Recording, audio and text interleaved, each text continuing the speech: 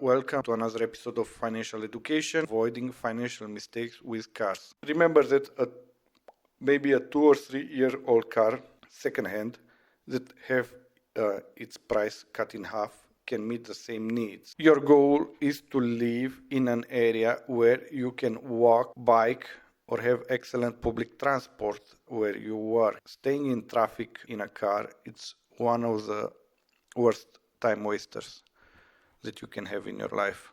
One of my first cars was a Volkswagen Golf 4. It was 1.4 petrol engine, and I never had any issues with it, except changing the oil from time to time and the filters, and it ran for about 10 years without any issues. After I made some money, I wanted to reward myself, because in Romania or Bulgaria, having a new expensive car symbolizes status, and I had a BMW X5. Now with a BMW X5, I noticed that it consumed 20 liters. It consumed 20 liters per 100 kilometers, which was a lot compared to my previous Golf. So I decided to put a LPG system on it, and instead of 20, it now consumed 25 liters of gas and petrol, because when you put LPG in a car, it consumes both of them. After I had some problems with the engine, I sold it. And the interesting part is, after I sold it, about 2 months after I sold it, it was stolen from the guys that bought it from me. I guess expensive cars. So this comes to the first reason why you shouldn't buy an expensive car, because it attracts attention. After some time, after that, I think I had an Audi and a Volkswagen Passat, and after some time, again, I made a mistake. I didn't learn from my previous mistakes. Like, I'm trying to teach you now how to learn from my mistakes so you don't repeat them. I bought a Mercedes GL. So the GL was full options. It had heated, ventilated seats, off-road package that will lift the car up if you go off-road. I didn't go off-road. I'm not a mountain person, but why? It came with a car. Massage seats. And guess, one thing broke after another. In Mercedes cars, it's very hard to find a good mechanic and to work on them.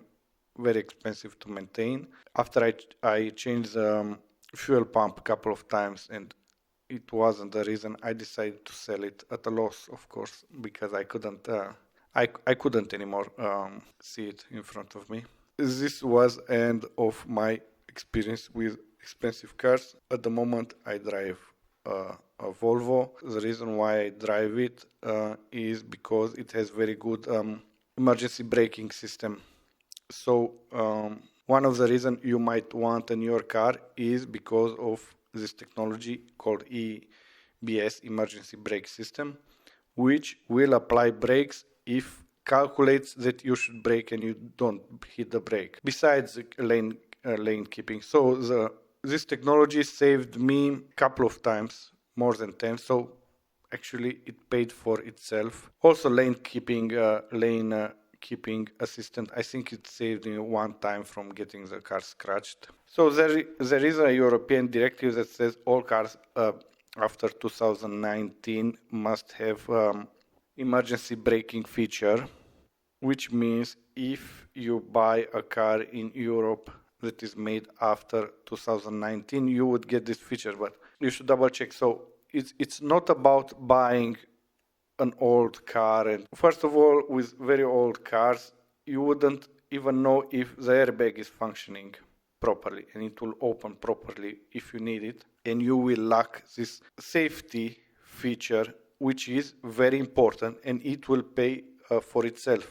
It can make a difference between having a light accident and a heavy accident. Talking about cars, it is very important to have mechanics and to have the type of car common in your area that you drive, because finding mechanics, for example, for Volvo, it is also almost impossible where I live, and the official dealership will not even pick up the phone. Even if I want to pay them money, they will not pick up the phone even. The best strategy would be to look for the cars that taxi drivers are driving in your region, because there will be a lot of this type. In some countries, maybe it's Toyota Pyrus. In here, it's Kia, I forgot the model.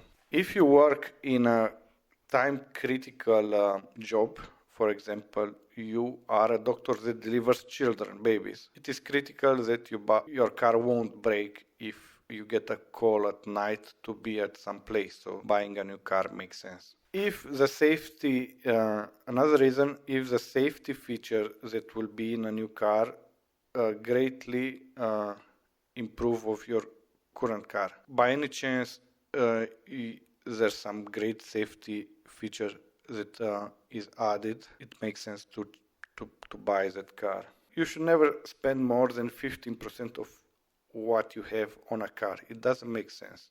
If you work with stupid people that are impressed by a new car, there is no other way. You should have an expensive car. You should wear expensive your Rolex.